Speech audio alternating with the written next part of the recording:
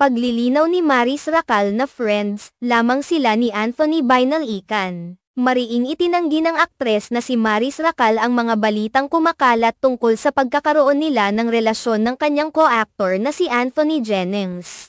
Sa isang panayam, nilinaw ni Maris na walang kinalaman si Anthony sa kanyang desisyon na tapusin ang kanyang relasyon kay Rico Blanco. Matatandaan na kamakailan lang, ipinahayag ni Maris ang pagtatapos ng kanyang 5 taong relasyon kay Rico Blanco. Ayon kay Maris, napagpasyahan niyang magpatuloy at mas makilala pa ang mundo. At ito ang nagundyok sa kanya na magdesisyon para sa kanyang personal na pag-unlad. Anthony is out of the picture here. It's just me and Rico, mainly me.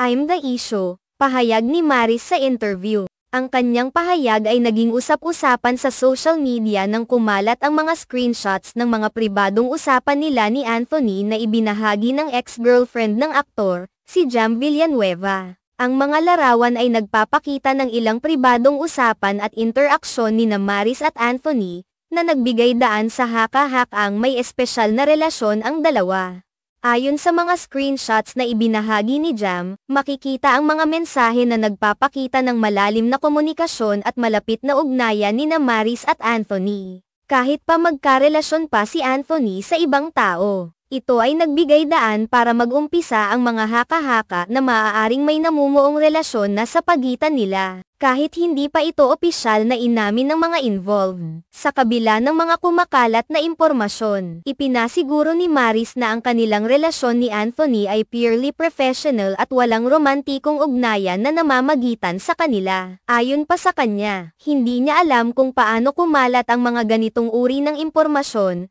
ngunit tiyak siyang hindi ito totoo at walang kinalaman si Anthony sa kanyang personal na buhay. Ang pahayag ni Maris ay nakatanggap ng iba't ibang reaksyon mula sa mga netizens at ilang mga kaibigan mula sa industriya ng showbiz. May mga nagbigay ng kanilang suporta kay Maris. Pinapaniwalaan ang kanyang mga paliwanag, habang mayroon namang nagduda at patuloy na nagtatanong ukol sa tunay na estado ng relasyon nila ni Anthony. Sa kabila ng mga kontrobersya, ipinagdiinan ni Maris na siya ay nagdesisyon ng mag-isa at walang ibang nakialam sa kanyang desisyon. Sinabi niyang siya ay magpapatuloy sa kanyang buhay at mga proyekto, at umaasa siyang mauunawaan ng lahat ang kanyang mga hakbang.